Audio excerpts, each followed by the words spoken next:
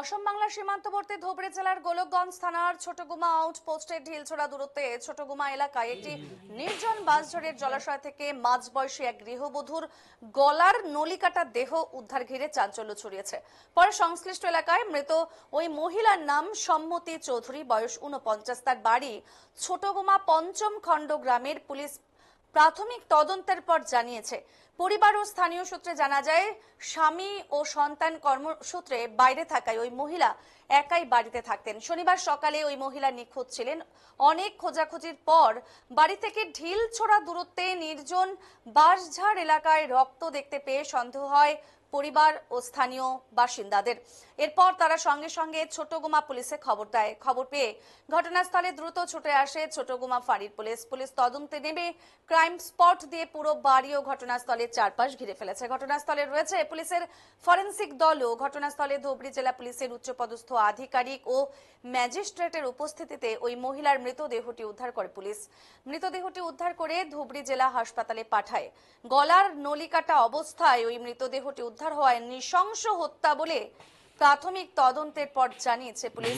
মৃতদেহ উদ্ধারে ঘটনার সঠিক তদন্তেরও দোষীদের শাস্তির দাবি জানিয়েছেন স্থানীয় বাসিন্দারা।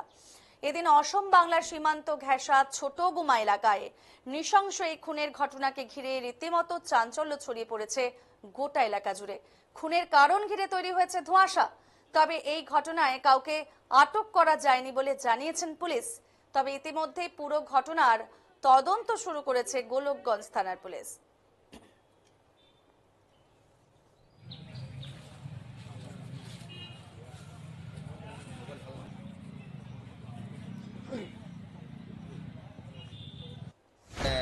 ছোটগুমা আউটপোষ্টৰ পৰা মোনাপতি 500 মিটাৰ মানত এটা বিহাৰী ঘৰ আছে। আমাৰ এই ঘৰত ৰাতিপুৱা তেখেতে যেতিয়া উঠে তেতিয়া দেখে যে মুন্নী চৌধুৰী নামৰ যে ল'ৰাজন আছে তাৰ মাইকীজনী ঘৰত নাই। তাৰপাছত তেখেতে খুজি খুজি ওলাব চেষ্টা কৰে।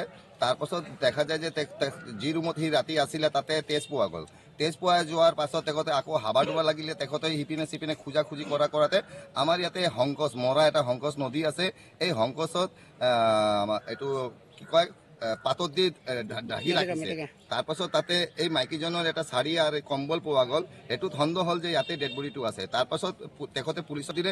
পুলিচক খবৰ দিয়াৰ পাছত পুলিচে ইয়াতে আহিলে। পুলিচে ইয়াতে আহি পেলাই ইনভেষ্টিগেশ্যন কৰি তেখেতেও মানে চিয়'ৰ হ'ল যে ইয়াতে ডেড বডিটো আছে।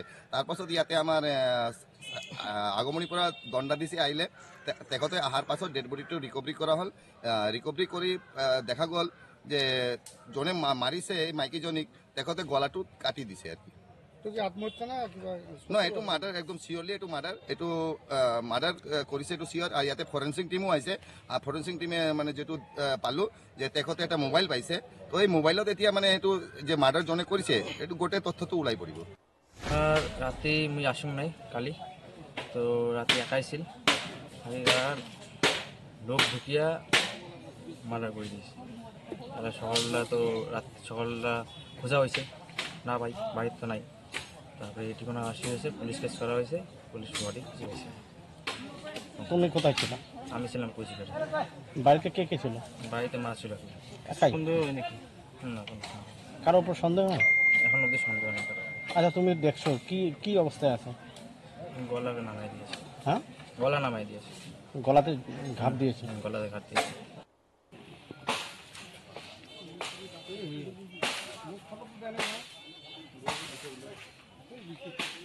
গ্রুপত আছে, গ্রুপত